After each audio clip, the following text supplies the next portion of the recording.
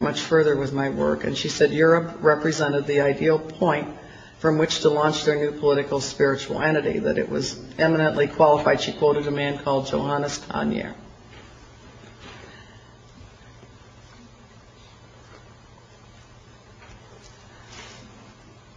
That was my first war. I started speaking against it, making presentations, trying to get the attention of anybody I could, largely unsuccessfully.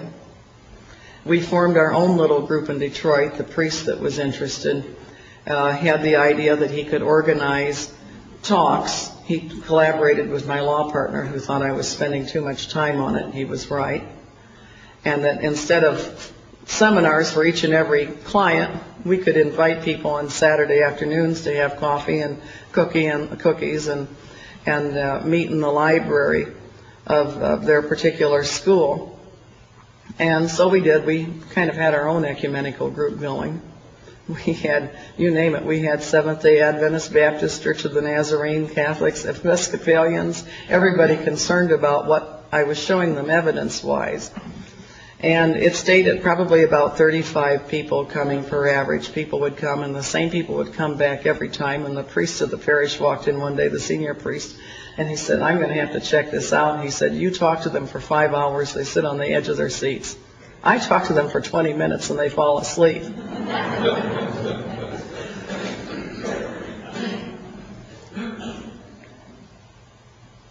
November 4th, 1981, I heard a very interesting man speak in Detroit. And I'll tell you how this came about. One day I went into that Mayflower bookstore, and I spotted a book called The Reappearance of the Christ by Benjamin Creme. And I bought it. Didn't think that much about it at the time. I had so many crazy books with similar themes. And the attorneys that I shared space with in downtown Detroit said, "Maybe you would like to use our computers to catalog these." I had the first Wang dedicated word processor in the office, but they had a TRS Model 3. And they said, "You're welcome to use our computer and get your own software, but you can use our computer," which I did. And the computer I used was Anita Baker's computer, the singer. She was a secretary for our office back in those days. And I was sitting at Anita Baker's computer, and I was trying to synthesize. Back in those days, the databases were very limited. You could use about maybe 50 words to describe something. So I looked through Benjamin Creme's book, and he had a section, How the Plan is Working Out. And he talked about all the political developments that were going on that they were working with. And I had suspected as much, but he was making some claims and making some fairly impressive statements. And I wrote, you have to see this one for yourself to believe it.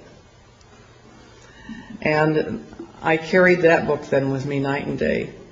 Went to court for a client in St. Clair Shores. I stopped at the Big Boy for breakfast and went to court and left court, and I discovered that book was missing. Now, it wasn't the kind of book that you get on the phone, you say, "Hello, my name is Constance Cumbey. I'm an attorney. I left my copy of The Reappearance of the Christ by Benjamin Creme at your restaurant or at your courtroom." I was kind of hoping the janitor would just quietly throw it in the wastebasket and never say another word to anybody. I've represented folks on the mental health docket that were locked up for a lot less than that. But I had to have that book. And so that night, I closed up shop early. I ran down to the Mayflower before closing time. And John Barneswell, the assistant manager who had sold me the first materials, the one I had encountered the first day, I said, "Do you have The Reappearance of the Christ by Benjamin Creme?" He said, "Nope, Constance, sorry, we're all sold out." They were well familiar with what my work was at that point. And then he handed me a flyer. He said, "But here, Unity's bringing him to town. You can hear him in person."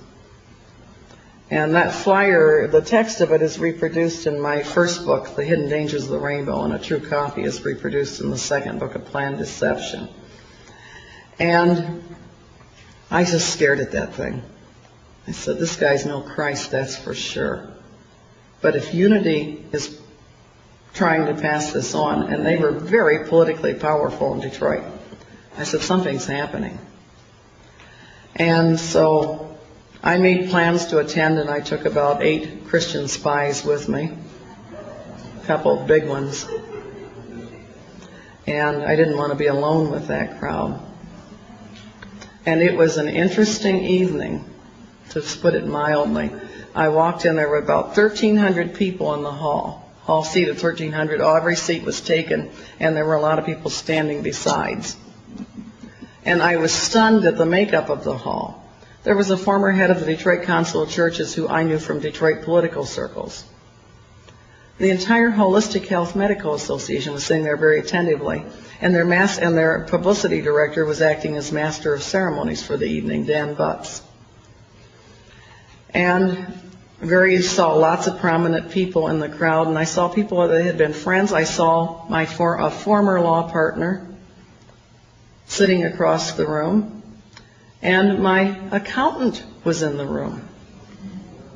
I turned to a fellow behind me who was an independent movie producer and I said, Al, I know what I'm doing here tonight. What are you doing here? He said, because, Connie, he said, I'm taking a course in Unity, a course in miracles at Unity. He said, we are required to take a spiritual growth class when we join Unity. And I'm taking a course in miracles, and it's a class requirement that we attend. And I gave him a quick synopsized version of my objections to what was taking place that night, and he thanked me. And then Benjamin Krem walked in, and he did something with his hands. I don't know how to replicate it. It was like a wave. It looked something like that. And simultaneously, about everybody in the room but myself and my spies appeared to go into a very deep, instantaneous trance. And Benjamin Krem got up. He twisted his neck around it was as close to a 360-degree turn of a neck as I've ever seen. Normally, I can stare about anybody down. I did not want to try. His eyes were abnormally bright. I attributed it to the very expensive sodium lighting they had for the video series they were obviously attempting to make. I coughed. I did everything I could to try to break the spell on people, rustled the papers on my lap. When they took the first break, there was a rather heavy-set woman sitting there. I tried to come through, and she put her knees out so I couldn't move. I said, excuse me. She said, that will teach you not to rustle papers when he is speaking. I'm sure under normal circumstances she would not have dreamed of that type of social behavior.